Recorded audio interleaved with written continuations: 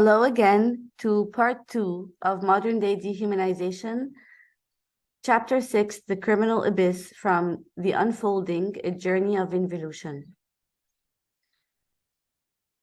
Number 7, Public Humiliation and Group Bullying. Human degradation was at the heart of every war rooted in discrimination, hatred, and tyranny. Social media created a fully equipped platform for public humiliation. I am not blaming technology, but how some people exposed humanity's most malicious ways is unbelievable. It is one thing to humiliate yourself and to pay for your mistake. However, when people use social media to bully, humiliate, slander, and threaten complete strangers, is a true virus of the heart. Maybe a good portion of humanity has always been this malicious, and our innocence was only taken away by witnessing that on a daily basis. Sometimes I would watch a useful educational video and notice people commenting negative and nasty things about what the speaker looks like, is wearing, or something completely irrelevant like that. The direct offender is a lot less dangerous than those masked attackers having no other focus but to take you down. Even if a person had committed a crime, I believe those who stampede on them are more callous than the defendants themselves. It's certainly understandable if you lost a loved one to murder or have been assaulted or raped to rage against the offender. But this is a different mindset than to feel glee at the downfall of another human being. Public humiliation and bullying are once again among the gravest of crimes against humanity. It is delusional and arrogant to grant ourselves the right to demean each other even before they were proven guilty. Number 8. Victim-survivor shaming. A quote, "Are you spiritually cross-eyed because your finger is pointing in the wrong direction?" We may not be able to reason with a rapist. They got prison for that. However, we can reason with a society hell-bent on victim shaming. We must keep on raising awareness to hold space for victims and to help turn them into empowered survivors. It is the victim that needs to be empowered, yet we continue to embolden predators. We can no longer put up with a mentality that shames survivors back into victimhood. Sexual education must be taught at some point in schools and in the home. Open conversations can be the best prevention. It can no longer be stuck in a loop of shame to such a degree that we subject our children to further abuse.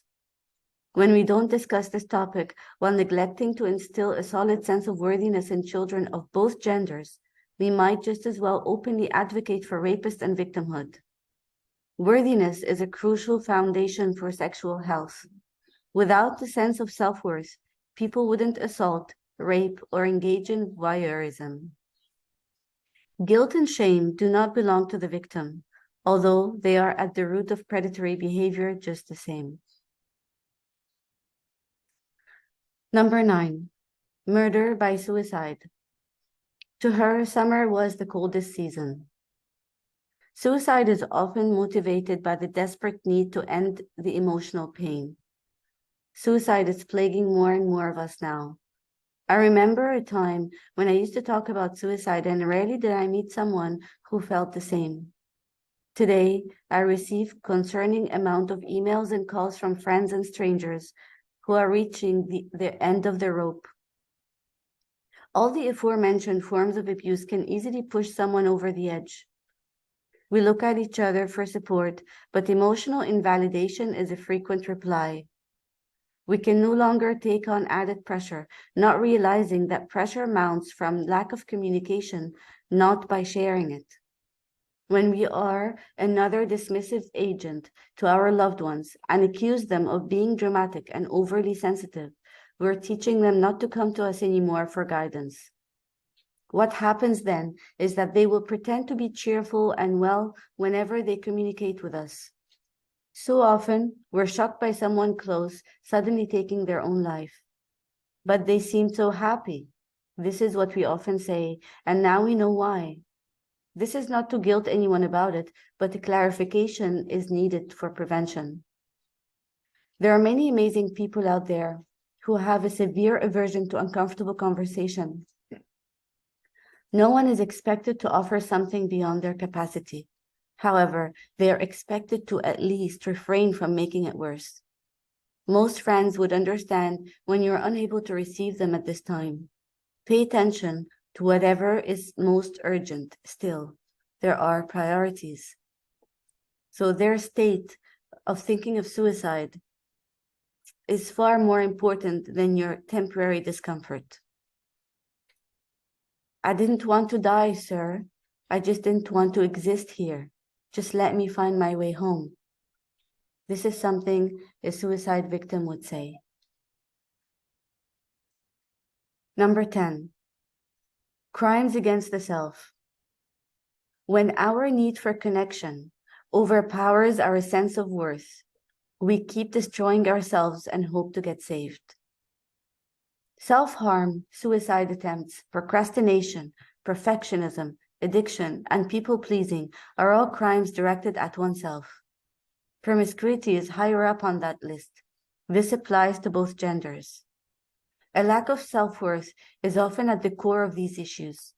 We're taught to value others above our own needs and to sacrifice our emotions in the name of peace. We know who we are through the relationships we come to know, and should they be unhealthy, so will our self-image be. Looking for the next one to love us is our way of uncovering parts of ourselves that others haven't. Your current partner once reflected back the beauty they saw in you, and when their vision doesn't reach all of you, you go looking for fresh eyes to validate you. Every person we meet will tell us nice stories about who they think we are. We take the juxtaposition of everything we have been told and piece the puzzle together. But if we feel elevated by other people's words, we allow ourselves to be debased by them just the same. Just as much as we are what we eat, we are who we sleep with. In the age of information on spiritual education, it is time to protect our children from themselves and others without shame and blame. Raising insecure children make them vulnerable to emotional predators. Romantic cons are praised as men, while emotional vulnerability vilified in women. Sex is a purging agent that brings out what's inside, much like alcohol. This is why some cry, laugh, become sadistic or masochistic. It is their chosen method of release as opposed to going to the gym. Exercise purges thoughts. Sexual activity purges emotions. To be with a good partner is crucial to emotional and energetic health. A bad partner who projects and enables your shadow is toxic. This is why love fraud are often described as intoxicating. Both emotional energies merge into a mess of abusive relationships and human-to-human addiction.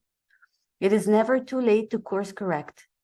Just the way food detox cleanses your system and energy, so will sexual detoxing. Some things eat away at our soul, sex and alcohol being two of the worst.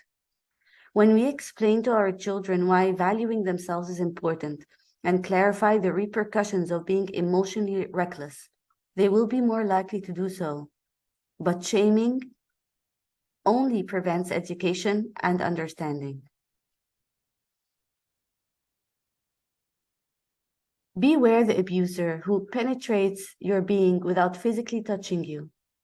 They reel you in by seduction and then denial.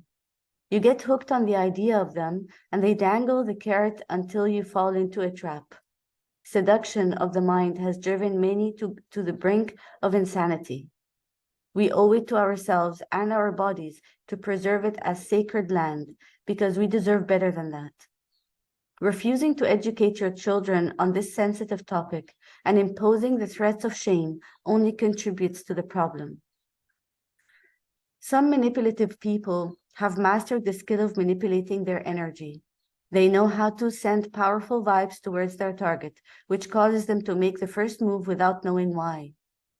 When asked, victims have reported being in a magnetic daze, and the energy was too powerful to resist despite the absence of any other positive qualities or pleasant physical features in the manipulator. Whenever you find yourself idealizing another, walk the other way before you abandon yourself. This sums up all the points I made here on modern-day dehumanization. Stay tuned for more valuable lessons. Thank you. This is WolfeSound.